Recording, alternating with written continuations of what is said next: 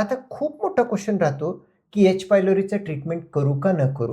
पण सर एक मला तुम्ही सांगा, जर करता एच पायलोरी एखाद्याने डायग्नोज पण झालं आणि ट्रीटमेंटच घेतलेलं नाहीये, तर त्या कंडिशनमध्ये ट्रीटमेंट न केल्यामुळे काही त्याचे काही धोका असतात का? काही प्रॉब्लेम होतं का?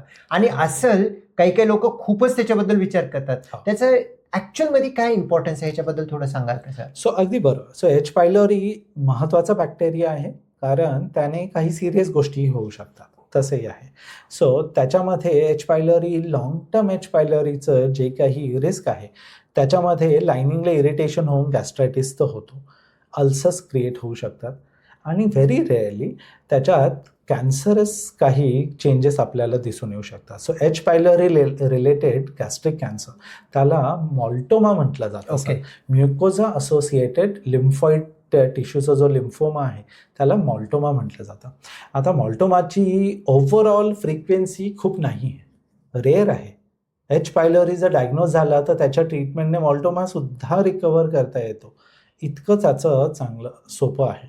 पण एच पायलोरी दुर्लक्षित राहिल्याने हे ह्या होऊ शकतो. गोष्टींची होऊ शकते. म्हणून एच पायलोरीचं डायग्नोसिस महत्त्वाचं आहे.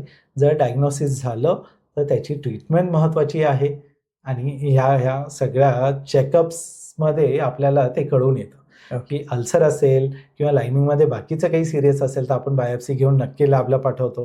कुठेही काही डिस्प्लेझिया वगैरे हे जे अर्ली चेंजेस असतात कॅन्सरचे ते किंवा काही जर काही नोड्युलॅरिटी काही कुठे सूज दिसलीच तर काही कॅन्सर आहे की नाही याच्यासाठी बायोप्सी घेऊन आपण लॅबला पाठवू शकतो. ओके. तसं आहे.